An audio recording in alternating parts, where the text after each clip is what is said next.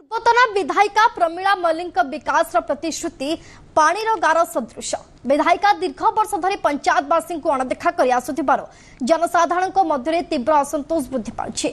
जाजपुर जिला दशरथपुर ब्लॉक अंतर्गत राहसोई पंचायत एवं भी विकास ठारू बहुत दूर विभिन्न समस्या घर पंचायतवासी पंचायत रे पंचायत कार्यालय निर्माण कार्य वर्ष वर्ष धरी चलुथिले ए जाए संपूर्ण हो पारुना।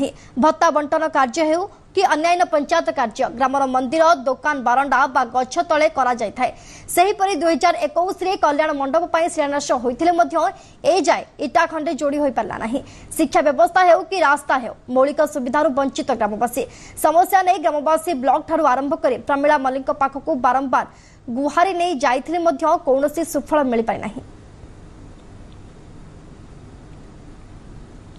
एबे देखंतु गोटे गोटे लोकंकर मला लोकंरे भत्ता उठुचे पंचायत रे मला लोकंरे रेशन कार्ड चलचे पंचायत रे कोटा सब तो दुर्नीति जहाँ भी कहबे दुर्नीति।